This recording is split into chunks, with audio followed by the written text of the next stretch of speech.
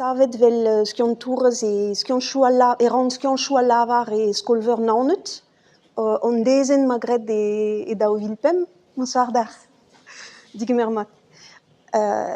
Neus e daou vilpem magret un dezen du arben skion lavar e syntax, de l'arrede on doare da zielfena from Ariez, ar brezonek, peogwir oa ispicialet war ar brezonek, a memoa greze o klas kenveria ar brezonek, from ar brezonek, gant Yezou all, gant hag a re, peogwir zo Yezou no deus stradavelet a fet histor, n'int c'hoar na mamm deus ar brezonek na mamm bet, fin pellint barz ar vezenn genetek, ma fodar, me bout zo traoù in techet d'ober memeus mod, vel an arabek, an hebrek, ar yezou keltiegal, an adar, hag ur yezigal ave kavet Amerika ar zu, a zo ar chalkatongo mixtek, hag ara traoù tost anvel deus ar pezh a ran ni barz on yezadur diomni.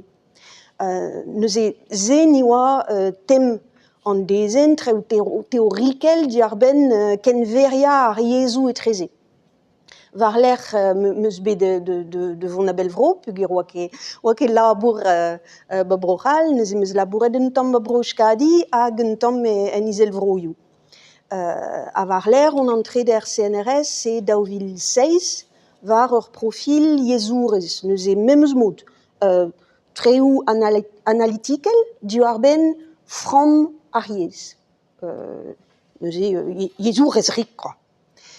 A pem blaso, on bet krog de tol ur zel var pez a c'hoarvez e bet treterez emgefred ar yezou. Peogwir e velen traoù o chanj, gwelout a ren oa doareoù dizanvel neve gant meur en labourerien de gojeal du ar ben ar yezou, a gwe oa bet rapport européen ma lennet, hag a lare oa o vont an traoù de chanj buan, hag on bet krog de jonjal moa de gompren traoù aze, hag o jonjal oan me ar benigourez war ar brezonek, marteze moa traoù de zerel kont, dan ne beut a tout. De gompren da vouzur e komprenen mat pet a c'hoarvez e tro droenno. Neuze meus klasket mont barz ar bet-se, a zo pell a oar deus meus tumadur din me en a-raok. Pell e bet an ent, peogwir a vechou gomprenen seurt deus ar pezh larian dud, deus an doare memeus de skriva, de eskem menochou, peogwir un doare dizanvel kenañ de labourat.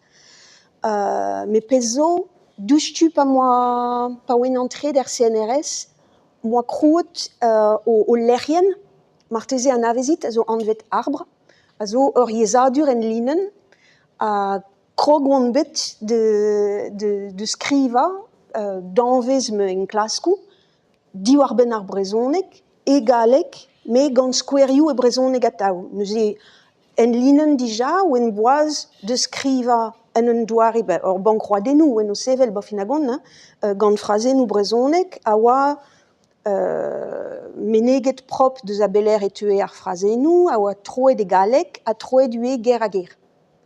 Pezo interesant evit a c'hant eus iskouez an doare m'ave implijet. Hag ze a zervij dan ar benigouien, alors skiontourien blabla, d'or o labour, mais ze a zervij ue un tamm evit a re o tiski ar yez. Hag a re zo kurius diwar ben ar yez, hag a re fotde gout traoù evit kenveria ar brezonek d'or yezou all. Fin ur seurt pont a glasken sevel, ataou, etre bet me labour a bet ar brezonegerien. Neuze fast forward pemzek vla, en em gavan ga lerien gant poarzek mil frazennoù troet a notennet mat e barzh, hag a c'hellan implij vel ur bankroadennoù, neuze bremañ a c'hellan mont da velet an dud hag a labour var treterez emgefre a lavar, o lâret de, bon ba me zo ur plariskiz d'or, peogwir on me stumet var traoù all, me bon, bout zo en un doare niverel, danvez brezonek a c'hellit implij matrez, quoi. Neuze meus gret tro ar voutikoù, meus te o lâret vefer ket de dennet gant an dras, a kavet meus tud. interesset e-wein evit sevel, evit tenna an danvez brezhoneg a oa barzh, evit sevel traoù kompliket evit ober en klas koual. Neuze rae ket on afer, pe ger ni fodiom kaout binviji c'halchem implij, quoi. Mais bon, barz ar zalse, oa tudal hag a gomprene, pe gen malus e oa diom sevel traoù.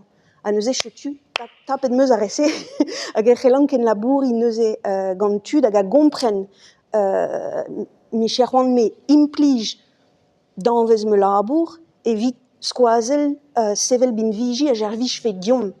Ha pa laron diom, me deoc'h-hui, quoi, da bep hini ar c'hanom d'ar vugal e tro-dro ha d'an dud en dazont.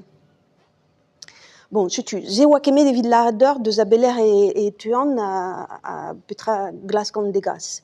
Bremañ, c'han da ziskouez deoc'h,